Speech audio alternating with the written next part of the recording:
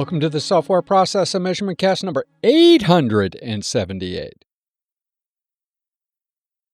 AI, the future of work, and cybersecurity are all intertwined. Why does this matter? Business processes are being transformed, yielding opportunities and risks. Leaders should be aware. Today, we talk to Ephraim Ebstein. He's the CEO and co-founder of Fit Solutions, LLC. Ephraim is not just another cybersecurity guy. He's a $30 million a year entrepreneur who built 2 national companies from scratch and now helps business leaders turn tech headaches into growth engines. Hey, remember, Mastering Work Intake, the book by myself and Jeremy Willets, sponsor the Software Process and Measurement Cast. Buy a copy, J. Ross Publishing, or on Amazon. It's all of this stuff boils down to work intake. Are you ready to discuss cybersecurity and why you are easy? It's time for the interview. Ephraim Ebstein, welcome to the Software Process and Measurement Cast. Thank you. Thank you, Tom. I'm excited to be a guest on your podcast. Thank you for having me. I'm excited. A couple of things. I like technical people. I like talking technical topics, and I love entrepreneurs. Most of my listeners are probably more on the technical side, albeit many of them dream of being on the entrepreneurial side. So we mix those. Well, hey, if you're technical and you have it in your heart to be an entrepreneur, you can do it. It's possible and you can do it. You just got to take the risk. Get out of your analytical mind and go for it. Do you think that's the biggest hurdle? Now, obviously, you have to have something that people want, but assuming you do you think the biggest hurdle is actually getting out of their own head? Yes, 100%. I think so, because I was in my head for 10 years. I'll count, because I always wanted to be an entrepreneur. Mm-hmm. I dabbled around when I was a teenager, late teens, and kind of got smacked down and, wanted to take the safe route. Little bit about me, I didn't know what I wanted to do out of high school, like most people. In my case, a lot of people were just saying, get into computers. That's the future. Okay. Yeah, this is .com era. And, before the bubble burst. And I had a buddy that he got out of a 2-year trade school, Coleman College, and he got hired for, this is 2001, he got hired for $90K a year, which was, our dads were making $40K in 2000. You know what I mean? Understood. Yeah, that was like, so I was like, oh yeah, I'm gonna do that. I get out. And I couldn't get a job. I ended up working for free as an internship for about 5 months because I did not want to give up getting into the technical field. Finally broke in and, internal IT for several jobs. And then I went to being on the MSP consulting side for a couple jobs. And, I was turning 30 and I had a buddy that I was going to the gym with him, and he was like, why don't you start your own thing? And he's like probing me on it. And it coincidentally, it was something I always wanted to do. Mm-hmm. I was just scared. I was just literally scared. And it was like the most scary thing. And I reached out to a couple of business owners that I knew. And I was like, man, maybe get their advice. And they weren't in the space, but they were the only business owners I knew that I could call. And they're like, oh man, there's a lot of dumber people than you that have businesses.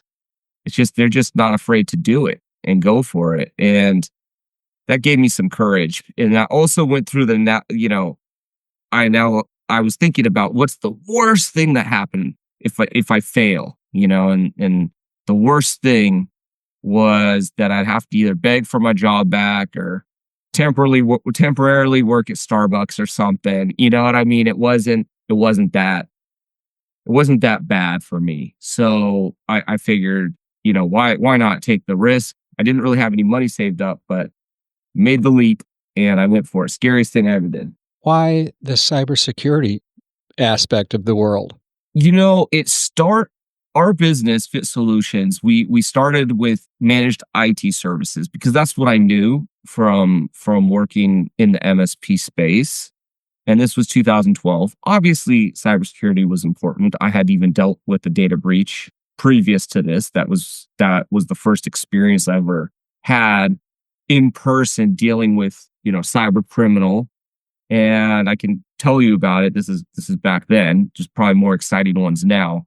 But around 2015, so we're a couple of years in now, and one of our clients, they were a broker dealer and in the financial space, and they needed a third party.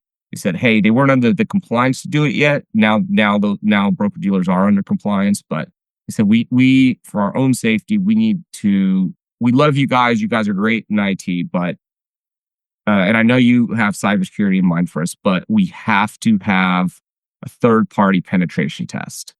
So I searched around. I was like, I knew that a lot of MSPs come in there and do like a security assessment. They're really just running a tool, trying to make you look bad on all the patches that weren't up to date that week, that kind of thing, and just try to win the business. I was like, no, I'm going to find someone. If I have a say, I still, I don't want to lose the customer because I'm inviting in some competitor. So I found a company called Praetorian. Nathan Sportsman is the owner of that business. Fantastic business, by the way. A very, very successful group and very ethical. I found them. They specialized in penetration testing. And I brought them in to do a pen test. And I didn't get to see them do the magic, but I saw the report. And they got into that network so fast and so efficiently that I was like, this is unbelievable, and we have to get into this space more. So it was the change. So then we started immediately after that making plans. By 2016, we launched our cybersecurity practice. Still, meanwhile, still doing our IT services, which we do, but completely separate technical group of people. So you're not having your engineers also do it. And we built we staff for 24/7, got really smart on SIEM tools, monitoring, started offering that. And then later on that grew into penetration testing and then compliance consulting as well. So today's environment, I think everybody has tattooed AI somewhere on them. Interestingly enough, I heard a interesting discussion last night that would suggest that .com and AI might have at least some similar profile in terms of price per earning. Yeah, little bit in the same category. So, who knows where we will when we retool. But today, everybody's doing AI. They're running all this stuff. How is that impacting their security or their cybersecurity profiles? Yeah, that's a good question. First of all, let me say I totally agree with you that AI, the word is overused. You probably even recognized that. I felt like a couple weeks after ChatGPT came out, every company was an AI company now. And I'm like, wait, last week you were a software company or doing automations, and now all of a sudden you're AI. Like, there's no way, right? Now, I do agree that a lot of people are integrating and doing AI, but there's a lot of things that are being called AI that's just an automation, or it's completely overused in my opinion. But legitimately, AI is replacing headcount within organizations. So I could talk about like the criminal side of it and how they're finding ways to leverage it, as well as like security companies are finding ways to leverage it. I think both of those sides would be very interesting to my listeners. Okay, so let me talk about just the current cybersecurity from our side of the table. So, in the last few years, cybersecurity was one of the best places to get into. In fact, I would tell, I'm not saying that anymore, But I would tell young people that came to me asking like where they should go, hey, cybersecurity is, if you're inclined and you're serious about it, I'd always tell them the hard part of getting your first job and all of that. But if you're serious and you're willing to grind it out, it can be a great career to get into. I feel a lot of that. And one of the best ways to get into it as a cybersecurity analyst, I believe the cybersecurity analyst role is going to be reduced by 80-90% legitimately by most companies. And that's unfortunate for people because that's one of the best ways to break into the industry. You're not going to just start out as a pro pen tester. You're going to start off with something simpler. Or you're not going to start off as a VCIO. You got to start at the bottom and work your way up. But can I stop you just for a second? So let's say that's true, right? And I'm hearing that at a lot of different levels in the technical world. So let's say that's true. That next level up, that mid-range cybersecurity analyst or that pro pen tester, where are they going to come from if there aren't people coming into the bottom? That's a huge problem. And law firms are facing that now too. I know it's a totally different industry, but you started off as like a paralegal or an office person, you kind of worked your way up. Well, a lot of those jobs are going away because ChatGPT can pump you out an agreement. People are not going to law firms for that stuff as much. And now they don't have as many of those people. So it's a big problem. It's a real problem in our space. I think it's just going to look where there's a will, there's a way. So if someone really wants to be successful, there's going to be a way. You're going to have to adapt. I mean, I came out, I'll just give you an example. When I came out of the .com bubble, I was just, fresh out of school with my trade degree. I went to ITT Tech. I had an associate's degree in, networking. And it's like, okay, what is that worth on the street? Well, maybe during the .com, like I could have got something good, but now all these people had been laid off with lots of experience that had worked at big names. They had the degrees, the certifications, and the experience. And I'm competing with them on basic entry level jobs. That was the scenario I walked into in 2002, in 2001, 2002, that era. I applied for jobs for 7 months in the tech space. I could literally not get one. Like if I even got an interview, it was like, and I would come in with my 3-piece suit, my tie on. I was no slouch, and I had practiced my questions. Like I was serious how bad I wanted this. And I would constantly get compliments. Oh, you were so great, but hey, we're just looking for someone with a little more experience. And, so I got it over and over and over and over again. And then finally the recruiter at the school is like, hey, look, I don't think like this situation, no one's getting hired with no experience. My wife works at this company. They're going to do an unpaid internship. I could probably get it for you, but there's no pay. And I was like, I'll do it. I will work for free. And I worked for free. It was like 5 or 6 months. And then they were like, man, and I treated it like a job. I came in on time, suited and booted. I worked hard, didn't goof off. It was like, I treated it as if I was being paid. And then after a while, they were like, you know what? This guy's really good. So long story short, where are they going to come from? I don't know exactly the answer, but it's going to be hard for a lot of people. So you got to adapt, right? Now, the good news about AI is it's also creating new jobs. So while there might be less cybersecurity jobs, guess what? Jobs in AI are coming up, and maybe you have to pivot. I don't know that, the future is untold. Well, yeah, that is absolutely true, right? All we know is that it won't be the same as it is today. That's right. That's right. All right. So I unfortunately took you off into a different direction for a second. You were talking about the impact of AI and cybersecurity. Yeah. So the analysts, we're seeing relatively I don't want to say easy, but a lot of the tools are baking these, analyst type tasks into their tools. But to really do it right, you can probably integrate like ChatGPT, N8N, but there's also a lot of third-party softwares that'll come into your ticketing. They'll do really good, clean investigations and from a lot of different sources. So really doing the task that a human analyst is doing. So it's reducing the noise. We still need analysts? Yes, absolutely, but a fraction. So I think a lot of big carriers are going to shrink their staff. If internal departments, they're always looking for efficiencies, and one of the biggest efficiencies is reducing headcount. So if they can reduce headcount and bring in a tool that's an AI tool for, a fourth or a third of the price, they're going to do it. It's a no-brainer. And that's the unfortunate reality.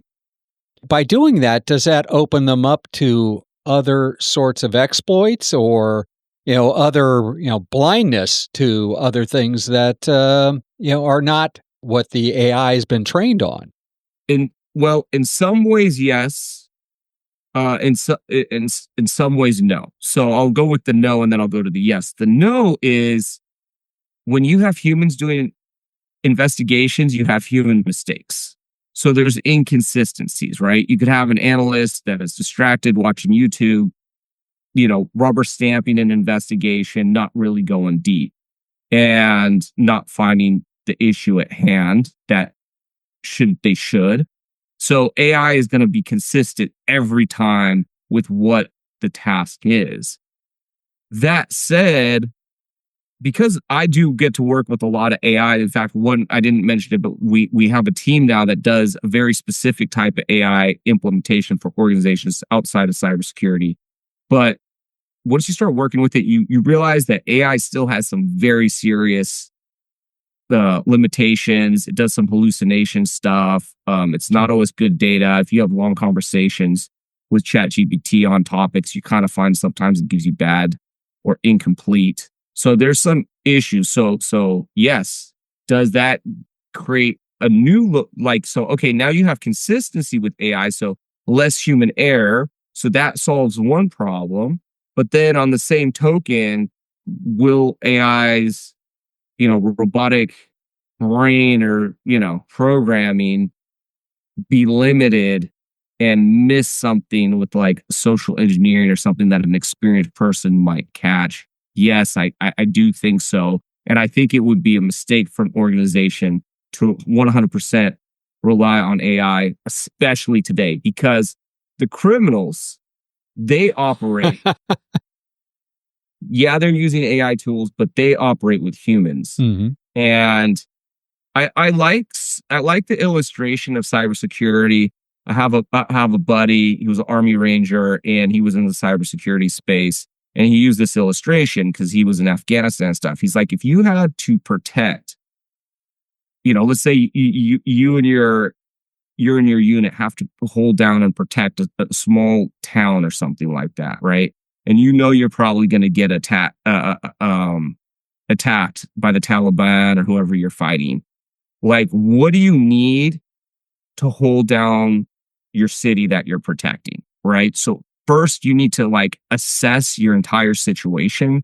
You need to know where your weak points are, where they're going to come in. Then you need weapons, and then you need soldiers. You need leadership and a plan, right? So you need all those things. And cyber warfare is exactly the same thing. You need leadership and strategy. You need to know your weak points and have them mapped out. You need to have tools, which are the weapons or guns. But guess what? You need soldiers too. And I think the soldier piece is where a lot of organizations fall short. Because, old school thinking is like, oh, we got a firewall, we got endpoint protection, we got this, we got that. It's like, okay, you got guns, but you're just relying. Without the soldiers, you're gonna lose the battle. So it's the same thing with cybersecurity. You do need that human aspect, because that's what you're dealing with on the criminal side. So if you look at a group, some of these ransomware groups, imagine Pirates of the Caribbean, right? I love that movie, by the way. But you could be a pirate called a privateer under the Crown of England. That means you would not be prosecuted by the English Crown as long as you basically stole and pillaged from Spanish ships. Completely legal, allowed. They didn't care. You could do it all you want. In fact, kind of served their purpose, even if it wasn't their army directly attacking the Spanish. It was like, oh, well, we have nothing to do with them. But that's really what was happening. That is literally what is happening with these ransomware groups that are operating out of these countries. Hey, don't attack us. You don't attack the businesses here. You can attack American businesses all you want. No prosecution. So they have offices.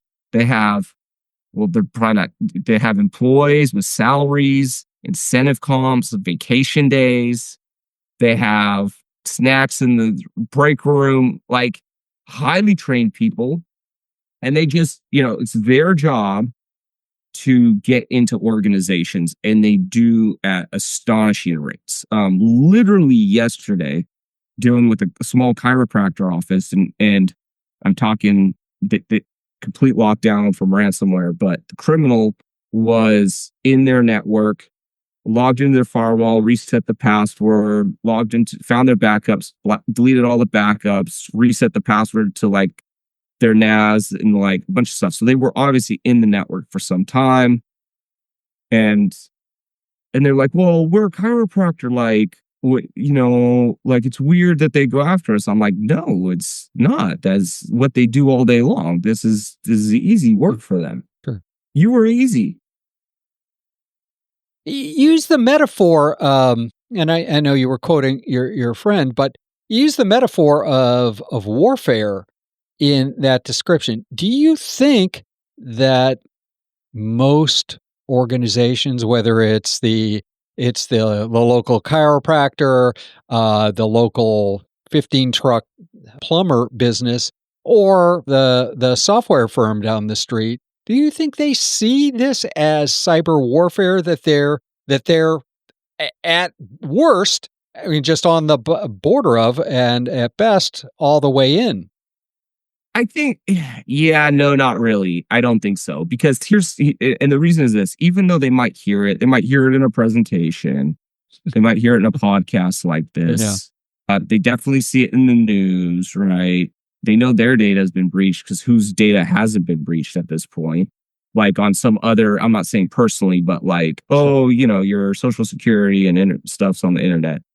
But as an entrepreneur, you have to take risks to get the business to operate and to work. It's just part of it. You got to take risks, and risks get you there. But the problem with cybersecurity, you don't fully understand it. It's a cost that pulls from the business or pulls from the bottom line. So it's this operational cost. And if they've never felt the impact of this before, unfortunately, a lot of business owners just take the risk, and they don't think, they hear that they're the target, but they don't really believe it. I live in Springville and I'm an HVAC company. Like, who's coming after me? It's just how the thought process goes. Yeah. But I mean, when you lose, and you lose like this chiropractor is losing, you never think that same way, right? Like they had their losses are still untold. Obviously, they can't operate. They're having problems just billing clients and doing all of that. But the bigger thing is now they had huge HIPAA compliance gaps. They're under HIPAA compliance.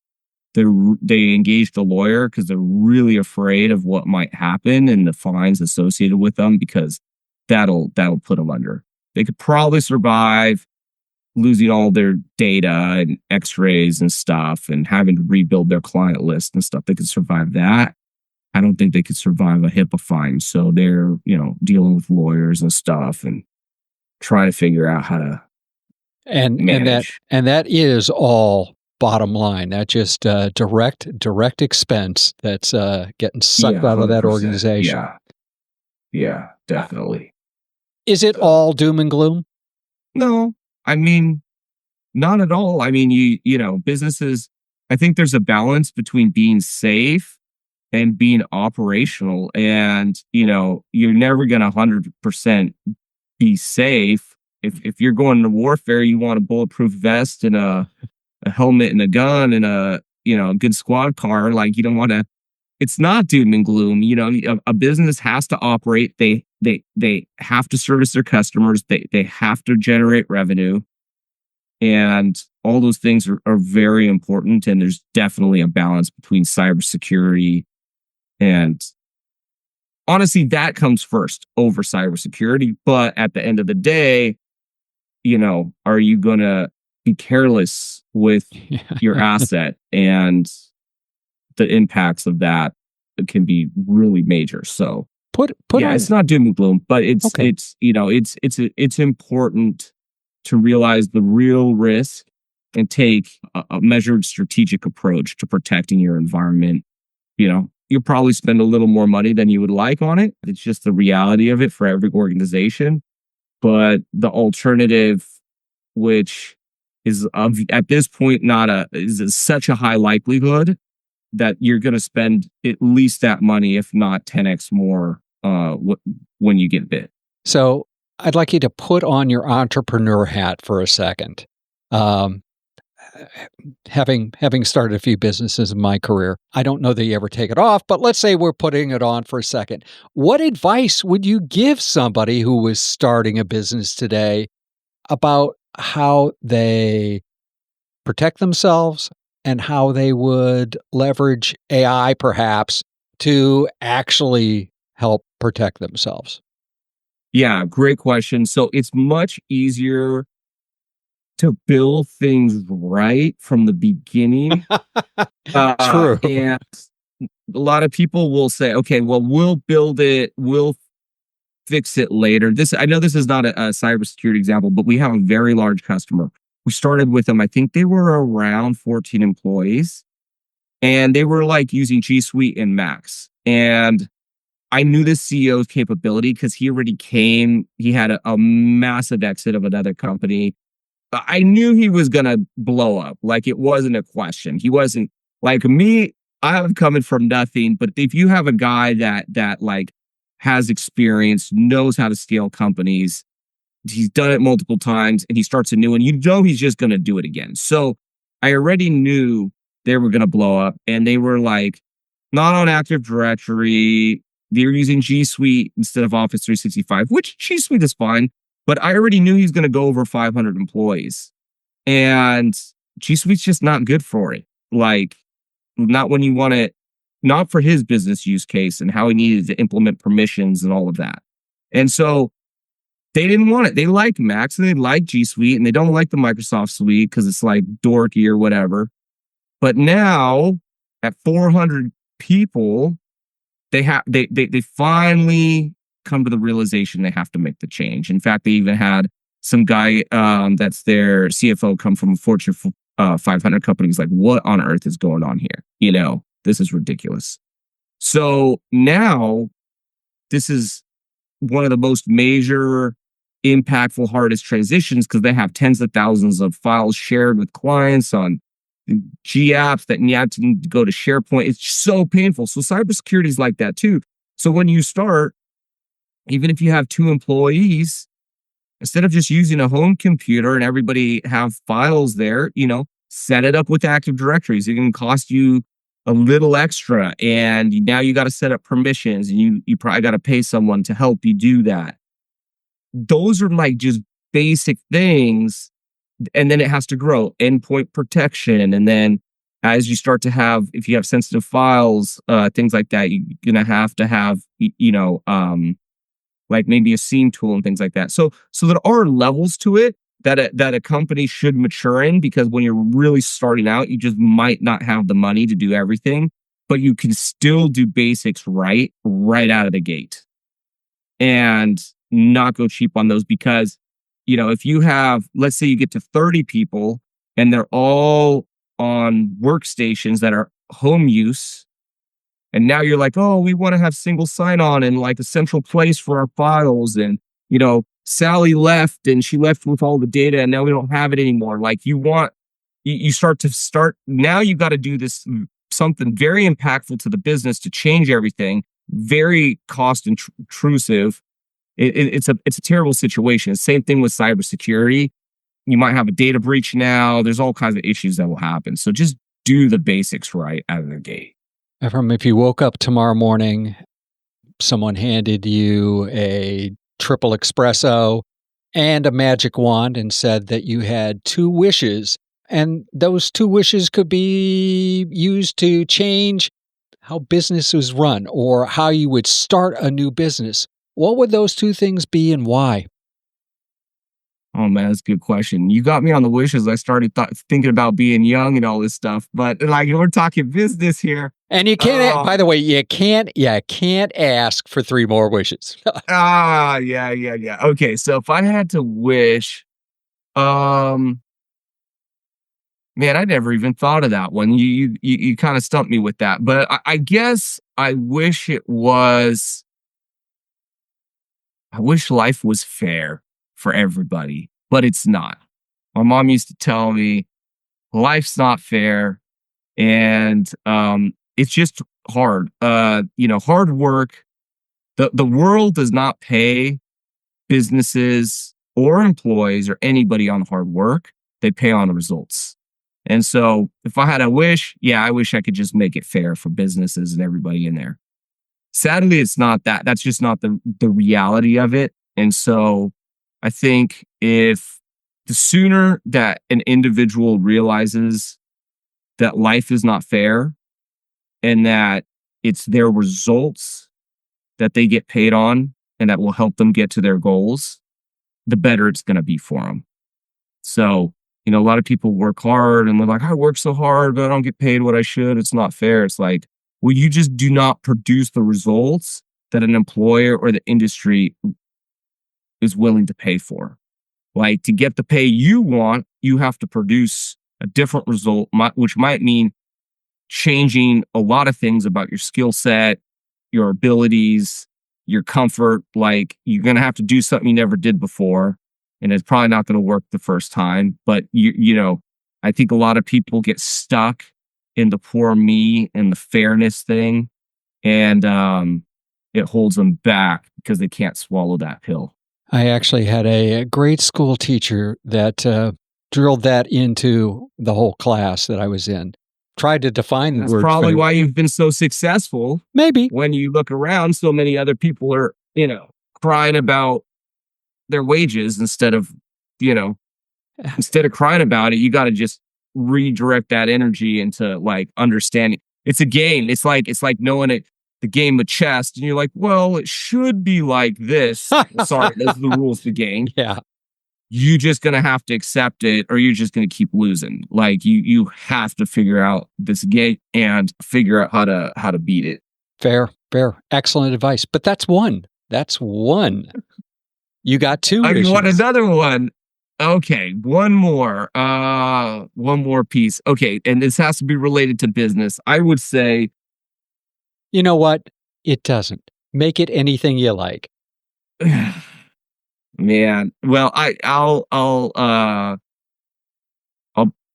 wish everybody had more time and more life and more youth.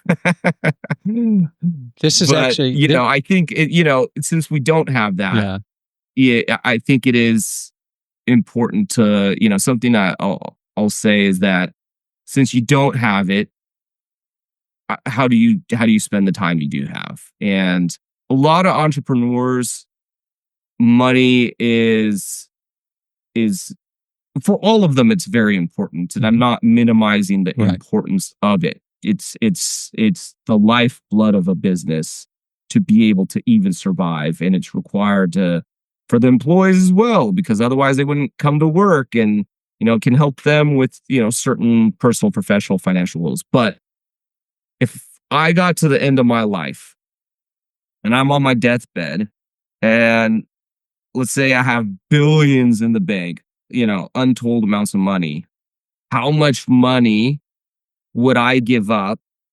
What would I give up in that day and point to come back now to this day to be my age and my health, and I could revert time and go back to relive from that moment on. And most people would give up everything, right? They would go to zero to go back.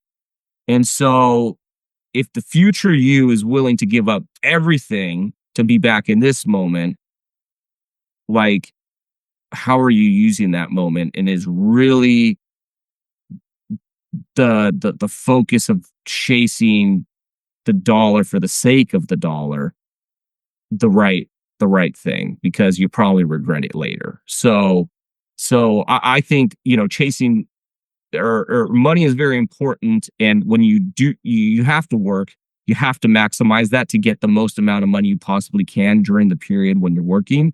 But I think your time with your family, loved ones, friends, and doing things that you love and can help others and all of that, that's what you're going to be willing to give up your money for if you could go back. So you might as well maximize that as much. And I think the money financial piece needs to be, everyone talks about balance, but I like the word alignment. It has to be like a car. You guys all got to be going in the same direction. So it has to be able to support what you're doing and why you're doing it versus like fighting against each other on it.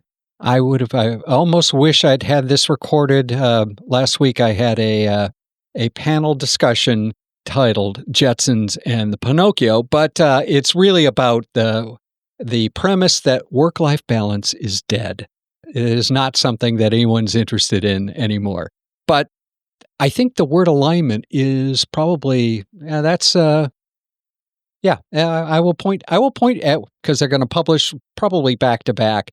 I'm going to cross promote at least this part of it to them. I like that. Thank you. Yeah. I learned that from a mentor of mine, and it was like, okay, I'll use a very simple example, but if the family wants to do something, let's just say, hey, we want to go to Croatia, we want to rent a boat, we want to be together as a family on the boat. Well, okay. Now you got to do certain things to get the money to be able to afford it and bring the family out there, right? So that's something that's in alignment. But if you're, just stacking it in the bank with no end in sight, and then you're missing time with your family, I think you're losing, because I'll buy that. Yeah. Ephraim, this has been absolutely marvelous. How would people continue the conversation? How would they find out about you? How would they find out about Fit? Yeah. You know what? You can Google me. And I'm also on Instagram, LinkedIn. Connect with me. Let's be friends. My Instagram is Kingspear. But if you Google me, you'll find me on all the platforms. We can connect and stay in contact. Super. At this point, I always open the platform for all of this great information, this great advice. Platform's yours to promote anything that you'd like, other than been around for 20 years. I'm going to keep it around for a little while longer. Selling your car on eBay, not good. Yeah, if someone is looking for a great partner on the IT or cybersecurity side, we're very skilled. We have a lot of integrity, privately owned, and I'd love for just an opportunity to talk and maybe bid if you had a problem that we could solve. Last thing I didn't mention, but we do a lot on the AI side. Particularly, we have one specialty, we have a whole team around it, is we can basically build an AI employee that sounds like a human. Think of like an AI chatbot, but way better because it can carry conversations. We take chatbot technology and basically improve it. But the real specialty is making it do it over text message. That's where it gets real hairy, and most chatbots really get tripped up and they get blocked by the carriers and all of that. We're really good at that. And if you have a need to create an AI employee that can do text messaging, we are the kings at that. Super. Thank you again for spending time this afternoon with the Software Process and Measurement Cast listeners. Awesome. Thank you so much, Tom.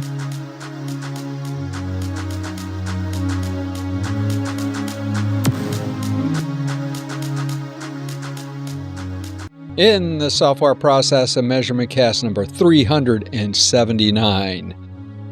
Process debt swamps platform teams. And we'll discuss over-abstractions slows teams by increasing complexity. Profitability and productivity are highly related. The SPaMCAST 879 will post in 2 weeks. Thoughts, comments, all welcome. Please feel free to reach out to us at spamcastinfo@gmail.com. We look forward to the conversation.